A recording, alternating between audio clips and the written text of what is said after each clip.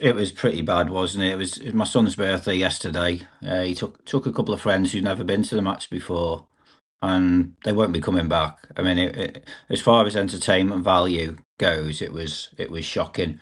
Um, both sides really. I know that they were a threat on set pieces. They have been all season so far, which we dealt with fairly well. But in terms of open attacking play, good football, it was just a real poor advert for League Two football.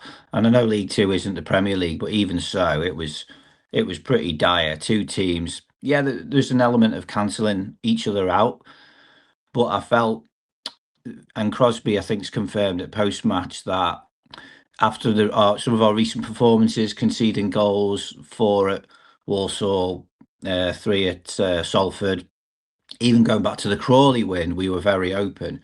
So I can understand this kind of, and you see other managers do this back to basics approach, first priority clean sheet, and it did make me wonder if he'd been offered a 0-0 before kickoff, would he have taken it? So yeah, and I think definitely some of that resulted in just a game where just the tempo wasn't great from us at times. I still don't like. I don't think we're getting the best out of Ironside. We've brought in a striker on a 3-year deal who thrives on crosses, and we're just not giving him any service. Um, Players are out of form. I thought both Whitaker and Patrick were disappointing. The wing backs hardly got forward over the course of 90 minutes, and defensively we were fine. And as I say, there's a positive there that it was a clean sheet for Murphy, clean sheet for the defence. So that's the one positive. But I think we need to.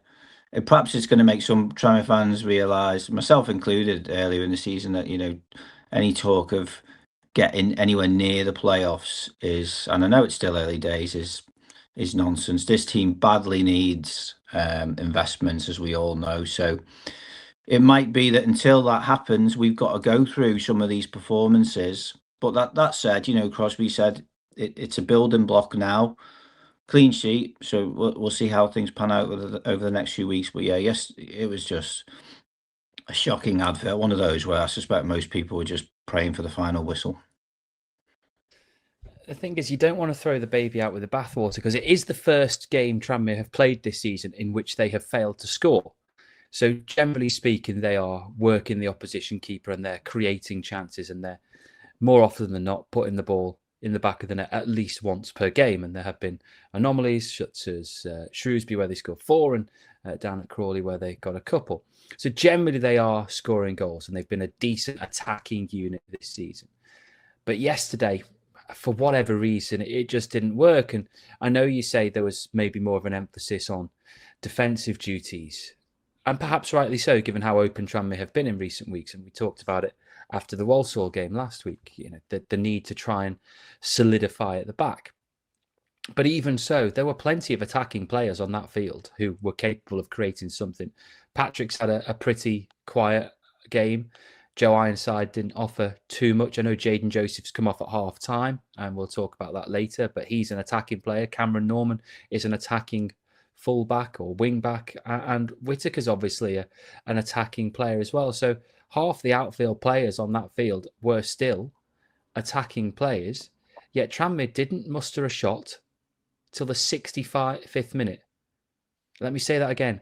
65 minutes had gone before Richie Smallwood dragged that shot wide of the post at the Kop end.